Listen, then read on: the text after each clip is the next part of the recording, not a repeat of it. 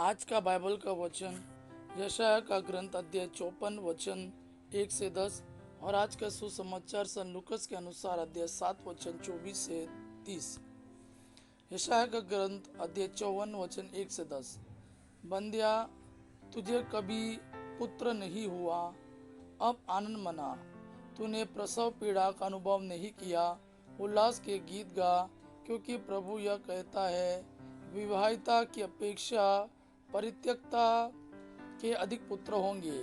अपने शिविर का क्षेत्र बढ़ा, अपने तंबू के कपड़े फैला, उसके रस्से और लंबे कर, उसकी खूंटियां और दृढ़ कर, क्योंकि तू दाएं और बाएं फैलेगी। तेरा वंश राष्ट्रों को अपने अधीन करेगा और तेरी संतति उजाड़ नगरों में बस जाएगी।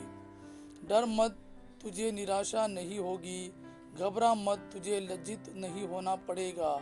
तू अपनी तरुणाई का कलंक भूल जाएगी, तुझे अपने विधवापन की निंदा याद नहीं रहेगी। तेरा सृष्टिकर्ता ही तेरा पति है, उसका नाम है विश्वमंडल का प्रभु। इज़राइल का परम पावन ईश्वर तेरा उद्धार करता है, वह समस्त पृथ्वी का ईश्वर कहलाता है। परित्यक्ता स्त्री की तरह दुख की मारी प्रभु तुझे वापस बुलाता है। क्या कोई अपनी तरुणाई की पत्नी को बुला सकता है? यह तेरे ईश्वर का कथन है। मैंने थोड़ी ही देर के लिए तुझे छोड़ा था, अब मैं तरस खाकर तुझे अपने यहाँ ले जाऊंगा। मैंने क्रोध के आवेश में क्षण भर तुझ से मुंह फेर लिया था, अब मैं अनंत प्रेम से तुझ पर दया करता रहूंगा। यह तेरे उद्धारकर्ता ईश्वर का कथन है। नूह के समय मैंने शपथ खाकर कहा था कि प्रलय की बाढ़ फिर पृथ्वी पर नहीं आएगी। उसी तरह मैं शपथ खाकर कहता हूँ कि मैं फिर तुझ पर क्रोध नहीं करूँगा और फिर तुझे धमकी नहीं दूंगा। चाहे पहाड़ टल जाए और पहाड़ियाँ डवाडोल हो जाए, किंतु तेरे प्रति मेरा प्रेम नहीं टलेगा और तेरे लिए मेरा शांति विधान नहीं डवाडोल होगा। यह तुझ पर तरस खाने वाले प्रभु का कथन है। आज का सुसमाचार सन लूकस के अनुसार अध्याय 7 वचन 24 से 30। यूहन्ना द्वारा भेजे हुए शिष्यों के चले जाने के बाद ईसा लोगों से यूहन्ना के विषय में कहने लगे, तुम निर्जन प्रदेश में क्या देखने गए थे? हवा से हिलते हुए सरकंडे को नहीं, तो तुम क्या देखने गए थे?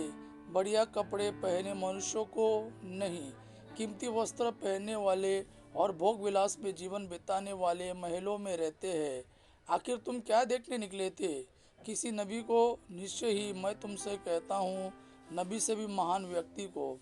यह वही है जिसके विषय में लिखा है, देखो मैं अपने दूत को तुम्हारे आगे भेजता हूँ, वह तुम्हारा मार्ग तैयार करेगा। मैं तुमसे कहता हूँ, मनुष्यों में यूहन्ना बपतिस्ता से बड़ा कोई नहीं। फिर भी ईश्वर के राज्य में जो सबसे छोटा है वह यूहन्ना से बड़ा है।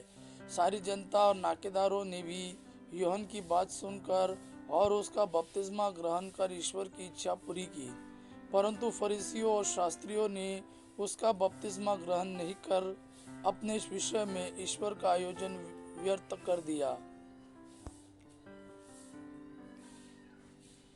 यह प्रभु का वाणी है। प्रभु को धन्यवाद। आबा पिता की महिमा और पुत्र यीशु का प्रेम आप पर सदा सर्वदा बना रहे। आमेन।